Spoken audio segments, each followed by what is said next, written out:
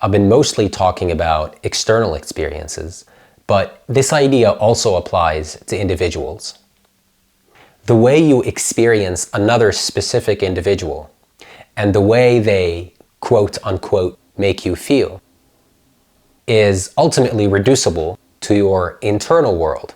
It results from your thoughts and your beliefs about your relationship to them and about your respective places in the world.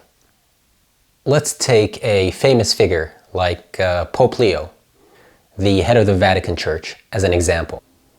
There is no inherent reality to Pope Leo, meaning the way Pope Leo is experienced depends on the observer.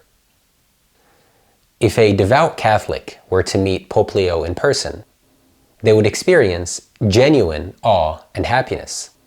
In fact, the experience might be an explosion of a sort. They might be starstruck or overwhelmed by meeting this person.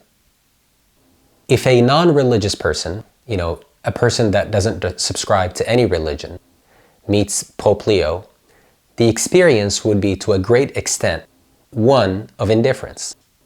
But there might be a slight feeling of awe. After all, Pope Leo is a famous person. And if the observer is an extremist who subscribes to a different religion, if they were to meet Pope Leo, they would probably experience genuine hatred and anger. And if the Pope appears too powerful to them, they might even experience fear or disempowerment.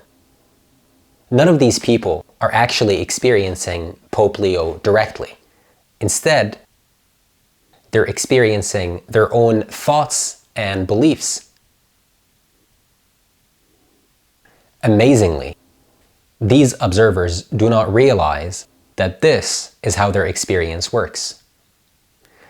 To put it in an analogy, they don't realize that they themselves are the projectors of the movie they're watching. The devout Catholic, for example, imagines that the Pope's status as a special human being exists out there in the world, independent of whether he believes it or not, and that he's simply aware of this fact that exists out there in the world.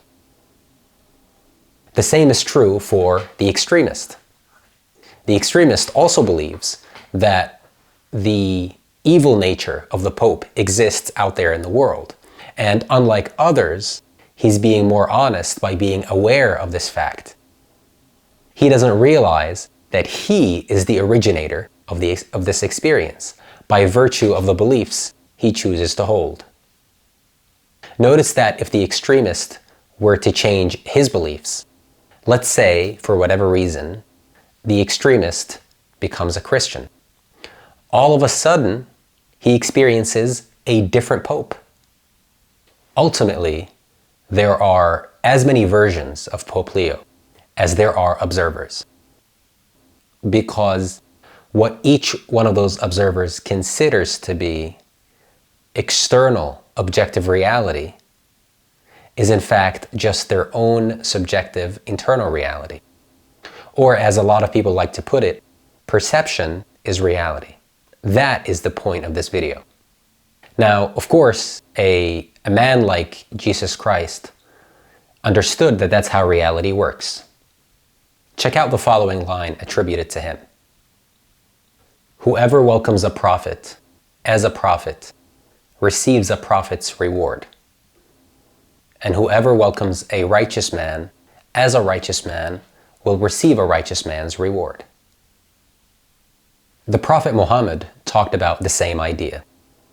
In one hadith, which according to Islamic tradition, the Prophet Muhammad is paraphrasing words revealed to him by God, God says the following: I am as my worshipper's assumption of me is. If he assumes good, it is so. If he assumes bad, it is so.